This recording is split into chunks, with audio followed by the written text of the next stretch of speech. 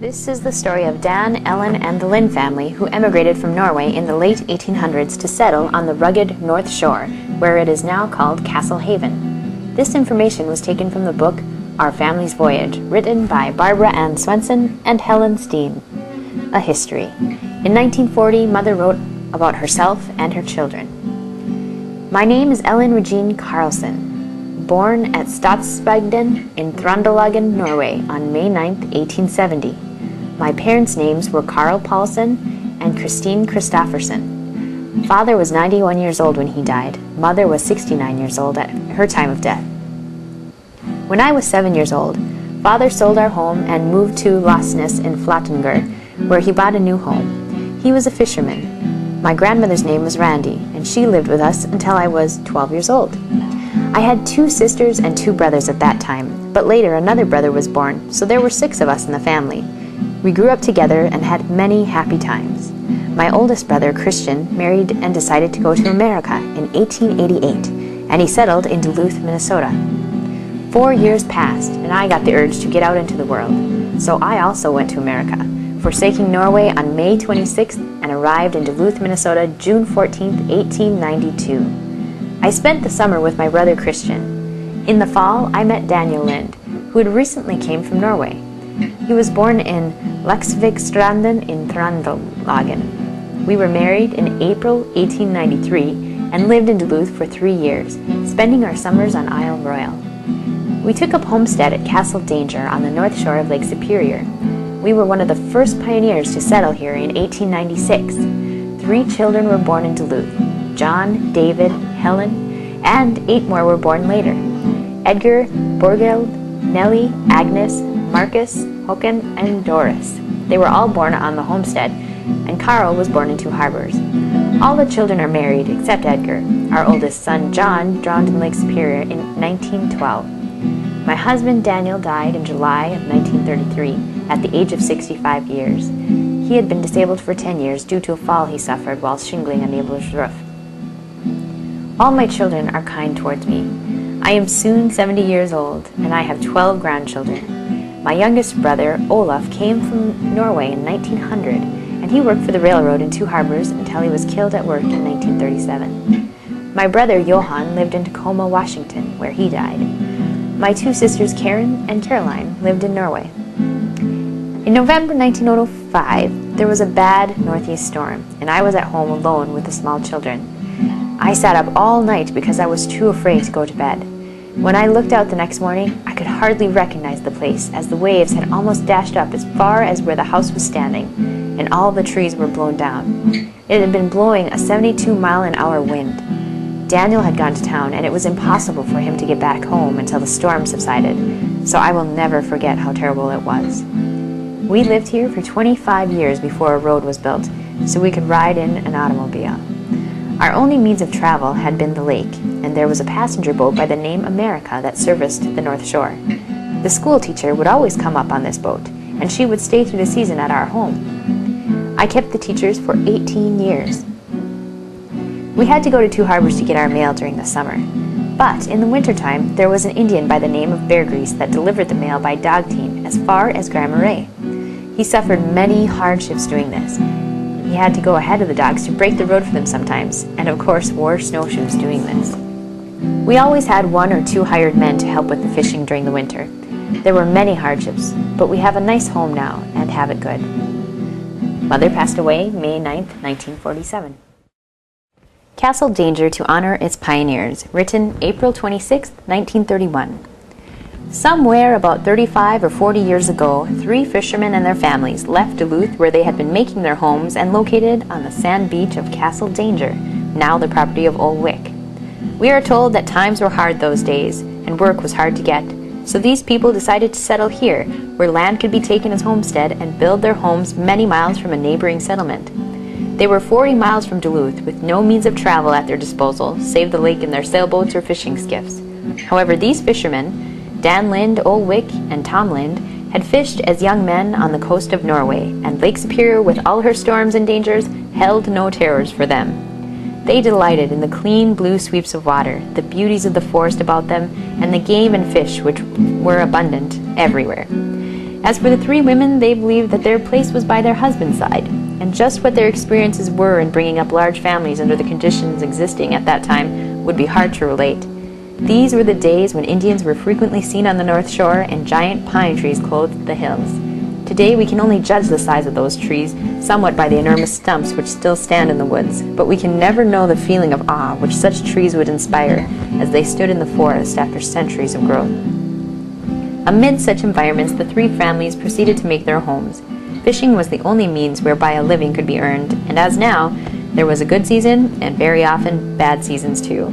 Small plots of land were cleared where hay could be raised for a cow or two, and small garden patches were planted and guarded against the wild animals. When the children had grown large enough to require schooling, a rude schoolhouse was built of logs and a teacher was engaged. This building still stands on its original site. Probably the first outsiders to reach Castle Danger, besides passing fishermen, were the lumbermen who cut the pines and after forming it into a huge raft floated it to the lumber mills at Duluth. Remains of the old railroad used by these lumbermen can still be seen and is known as the Nestor grade.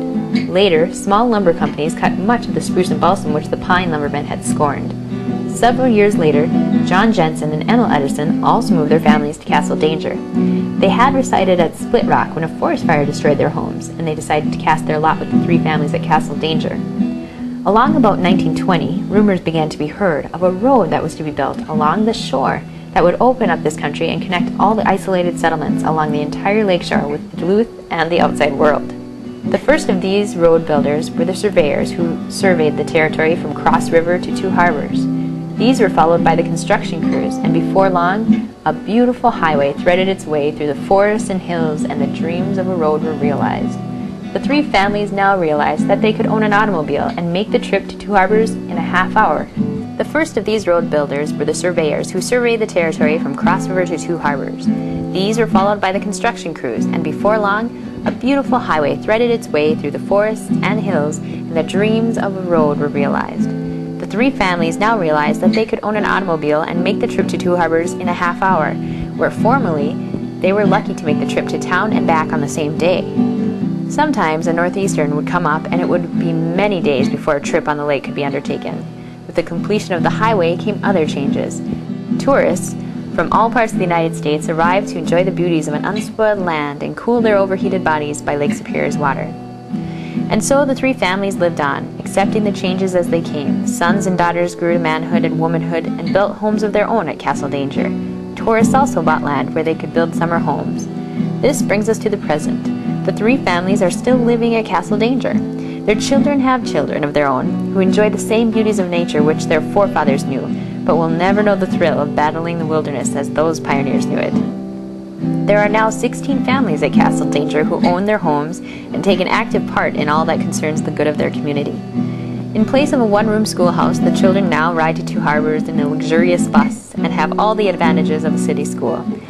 There is a daily mail delivery, which is a far cry from the days when mail was taken down the shore by Indians with dog teams. Beautiful homes with modern heat and lights have replaced the first humble dwellings, and fleets of motor trucks take the place of the sailboats in hauling fish to market. What the future has in store is hard to foretell, but the first three families of Castle Danger are still living on, hale and hearty with sturdy sons and daughters to carry on where they so bravely began. Truly theirs was a life of accomplishment such few people ever know.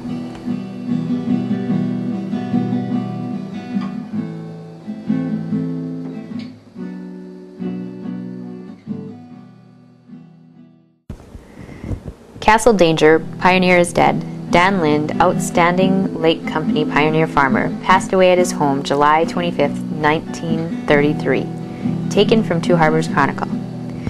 Daniel Lind, one of Lake County's most respected and progressive farmers, passed away Tuesday morning at 8:25 after 5 years invalidism, the result of a fall from a roof 10 years ago. He was surrounded at the end by his family of 10 children. Mr. Lind was born at Trondheim, Norway, May 23, 1868, and came to America in 1887. 3 years after his marriage to Ellen R. Carlson, he settled at what has been known for years as Castle Danger, where he developed the finest farm in Lake County, with a modern home and spacious dairy barn. In season, he and his son supplemented the farming operation with commercial fishing on Lake Superior. He is survived by his widow and 10 children, 5 sons and 5 daughters. He was an ardent member of the Norwegian Lutheran Church of Two Harbors. His passing will be regretted by a wide circle of acquaintances whose respect he has enjoyed. The funeral services will be held from the Norwegian Church Friday at 2 p.m. The body will lie in state at the church from 1 to 2 o'clock. Reverend E.J. Lee will officiate. Oscar Saur will, and the 5 Lind brothers will be pallbearers. Interment will be in Lakeview. In Memory of Daniel Lind, written by Ryder Dahlin, Bible school teacher, 1933. I recall the days when we walked together. He sat on the wood box by the stove and told of days when he braved all weather, a pioneer fisher along the shore. His frame had been strong, his sinews of leather. Then came years both hard and long, days that were stormy with fog running low. His frame began to crumble, his spirit would bow. These waters he had not sailed before. Where lay the shoreline? He could not know. But God was his helmsman, he trusted in him. His hope in Christ harbored, though vision was dim, the long nights soon ended. And on a new morn, to a calm and peaceful haven, his soul by angels borne. The heavy seas were conquered by faith in the Lord, whose everlasting life through grace we afford. May long be his memory with prayer our guidance be, that when the roll is called in heaven, his family he may see. Carl John. Carl John Lind was born in September of 1893. He was born in Duluth, but for the past 16 years has resided with his parents at Castle Danger. He has, for a couple of years, been interested with his father and another brother in the wholesale shipment of Lake Superior fish, which business they had worked up to considerable proportions. He was the eldest of the family of 10 children, there being 5 boys and 5 girls. Carl John, eldest son of Mr. and Mrs. Daniel Lind, Castle Danger, was drowned Friday, January 25, 1912, at 5 o'clock in the afternoon by breaking through the ice on Lake Superior near his home, and his is the first death in the family. Quite a few youngsters at the time of the accident were skating on the ice in a bay near the Lind home when a neighboring young man came to the shore and put on his skates and was going to skate directly over to where the party was skating. The young man who was drowned was working about the house and warned the visitor not to skate out to the party, but to walk across the point and join them, stating that the ice was thin and dangerous. The young man heeded the advice, but, strange as it may seem, young Lind, in just a few moments, put on his own skates and did exactly what he advised the other young lad against doing. He got out on the thin ice and went down. The boy's mother saw him go down and immediately gave alarm. The boy was recovered from the 7 feet of water, and although little time elapsed, the most strenuous efforts to resuscitate the boy proved unavailing. But the work of trying to bring back the spark of life was abandoned after an hour and a half had been spent. The funeral was held from the Norwegian Lutheran Church in Two Harbors on Tuesday, January 29th. Reverend K.P. Carlson conducted the last sad services. The remains were placed in the vault of the Two Harbors Cemetery awaiting burial. Mr. and Mrs. Lind and other members of the bereaved family have the genuine sympathy of a large number of friends in this city in their sad loss. David. David was born December 26, 1894. He was a commercial fisherman most of his life, also did carpenter work. He was married to Gertrude Peterson in 1922. David went to Alaska in 1941 with his youngest brother Carl to work at the Naval Air Base at Kodiak Island. They did carpenter there. He also was a resort owner and operator. He operated this resort, Lettuce Loaf Cabins, located about 12 miles east of Two Harbors, for many years. They had one son, Daniel Elwood, born 1923. David passed away at his home on July 13, 1960. Helen. Helen was born on April 26, 1896, in Duluth, Minnesota. She was baptized at the Bethesda Lutheran Church there. She was married to John Arvid Bostrom in November 1915. They lived in Two Harbors, where Arvid was employed as a machinist for the DM&IR Railroad. Then, in March 1918, with the coming of World War I, they moved to Seattle, Washington, where he was employed in the shipyard. In 1927, they bought land on Highway 61, 9 miles from Two Harbors. There, they built a beautiful home that she and her present husband still live in. In 1935, Arvid became ill. He suffered a heart attack which left him unable to work. Helen then got a license to serve meals to the public, and she opened a restaurant called Cedar Grove Lodge. On December 5, 1938, Arvid had another heart attack and passed away. She met Einar Steen in 1940, and on January 19, 1941, they were married. He has built cabins that are rented out to tourists. The children born to Helen and Arvid Bostrom are Ruth, Eileen, and John Arvid. Edgar. Edgar was born November 12, 1897. He was the firstborn on the family homestead. He was baptized Lutheran in 1898. He attended grade school at the Castle Danger schoolhouse that his father helped build. He has been a commercial fisherman for many years. They have built up a resort on the old homestead called Castle Haven Resort. He and his brother Mark are present owners and operators. He is single and still living on the homestead. Borgeld Christine. Borgeld was born July 6, 1899 on the homestead. She was baptized in Duluth in 1899. She also attended the grade school at Castle Danger. She was married to Stanley S. Gross in 1922. They lived in St. Paul, Minnesota. She is presently living in Englewood, Florida. She married Ole Farner of that city. Ole is running the water department at Cape Hague Corporation, a Vanderbilt holding just 5 miles from their home. They have been married 5 years. Nellie.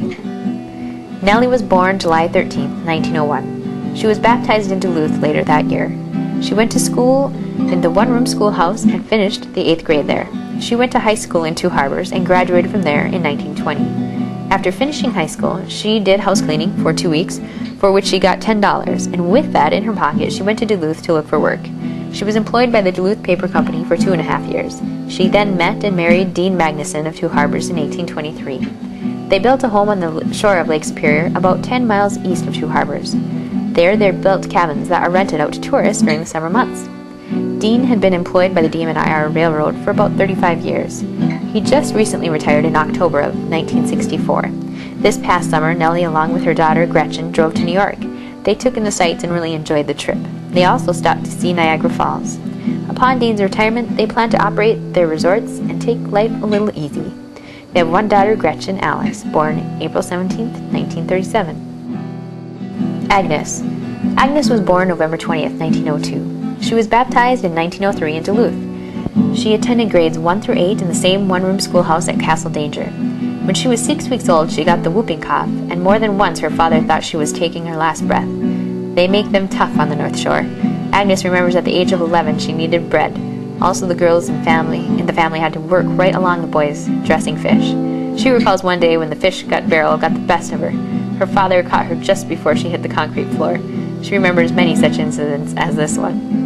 In the summer, when Mother would can peaches and pears, they would save the nice papers the fruit was wrapped in for the outhouse. The rest of the year were the famous catalogs. Now this does bring back a few memories, doesn't it?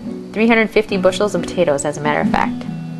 When Agnes was 21 years of age, she married Frank John Thorngren in 1923. Frank was 17 years old when he made his first trip to the North Shore with some people from Illinois. When he returned home, he made up his mind he wanted to settle on the North Shore. On his return trip, he met and married Agnes. He has fished in Alaska, Seattle, as well as other spots on Lake Superior. When the Taconite project started, he went to work for them, and has been working there ever since. They opened a coffee shop in 1954 behind their home at Beaver Bay. They operated this shop for 10 years, and as the restaurant business is not one as easy as they decided to close it down and relax. Last winter, Helen, Nellie, Agnes used the shop to braid rugs. To Agnes and Frank, Alan, Lois, Richard, and Rita were born. Their family all lives near them except for Lois, who resides in Ohio. Marcus W. Marcus was born December 2, 1904. He was baptized in 1905 in the Lutheran Church. He attended the one-room schoolhouse at Castle Danger. Mark, like his brothers, was a commercial fisherman for many years on Lake Superior. He married Florence M. Lindeen from Litchfield, Minnesota in 1941. Mark, along with his brother Edgar, still live on the family homestead that they have built up to a resort called Castle Haven Resort. When fishing on Lake Superior was good, they would take tourists out trolling. Since the fish business has slacked off, they take care of the cabin business. They have 3 children, Dorothy, Daniel, and Dwight. Håkan, or Hoki, as he was called, was born in 1829-1906. He was baptized in the First Lutheran Church of Two Harbors in 1906. He completed the 8th grade in the schoolhouse at Castle Danger. He married Violet Habe in 1928 at Zion Lutheran Church of Duluth. Hoki was a commercial fisherman from 1928 until 1934 when he joined the Department of Agriculture in Duluth. At the At present, they have their home at French River. As hobbies, they make maple syrup in the spring, and Dad does leather tooling in his spare time. Mother weaves rugs and has a green thumb. They plan to retire soon and enjoy their new home on the river and pursue their hobbies. They have 3 children: Glenn Daniel, born July 27, 1929, Marguerite Joan, born August 5, 1931, and Barbara Ann, or Annabelle, born March 29, 1933. Doris Matilda. Doris was born October 16, 1908. She was baptized May 19, 1909, to the Lutheran Church. Doris married Oscar Palmer Saur on November 7, 1935. Doris was also born on the homestead at Castle Danger. On May 19, 1909, her father and her mother took her to Two Harbors to be baptized. The school teacher staying with the family at that time was Miss Helen Olson. She served as godmother, and Miss Olson's parents were the other sponsors. When Doris was 1.5 years old, she was stricken with polio. She was taken to Gillette State Hospital for crippled children at the age of 7 years. She stayed there for 6 months, recovering from an operation performed on her foot. Nevertheless, in spite of a handicap, she has had a long, healthy, and prosperous life. Her husband, Oscar, has been working for the DM&I Railroad as a painter since 1921. The paint shop was closed down a year ago, last spring, so he is now a car inspector at the railroad yards. He retired May 9, 1969, after 48 years of service. To this union there were 4 sons born: Warren Douglas, born February 20th, 1937, Donald, born August 25th, 1938, and the twins, born May 21st, 1949, were named Larry James and Lyle David. Carl Richard. Carl Richard was born September 18th, 1913, the youngest child born to Ellen and Dan Lind. He was also the only child born in Two Harbors. All the others were born on the homestead. He also attended the one-room schoolhouse and went on to Two Harbors to grade 10. In the early 1930s, Carl drove freight truck for North Shore Fish and Freight between Duluth and Grand Portage. He also fished 1 season out of Grand Portage. In the 1940s, he started work as a listman on the DM&IR docks in Two Harbors. He worked there until the docks closed permanently in 1962, 17 years of service. In 1963, he started sailing on Lake Superior on carriers. Carl spent 1940 to 1941 at the naval base in Kodiak, Alaska, coming home in November 1941 and returning to Alaska again in March 1942. He returned home in March of 1943. Carl met and married Mary Elizabeth Lillian Johnson of Melroot, Minnesota on December 30th, 1939 at the Bethlehem Lutheran Parsonage by Reverend Enoch Tetley. Lillian had worked at the Camper's Home store in Castle Danger in 1933 and 1934. She then went to work for Mrs. Dan Lind when she met and married Carl. They had Carl John, born in 1940. Carol Lillian, born September 11, 1942. Barbara Ellen was born January 19, 1945. And William Ernest, born June 13, 1948. And Martha Lee, born December 19, 1950. This is a short history of Ellen and Dan Lind and their descendants. If you change the names and places, it could be a history of any of the pioneers who left Norway to settle in America. The hardships they faced, knowing it would be a better place in which we live today.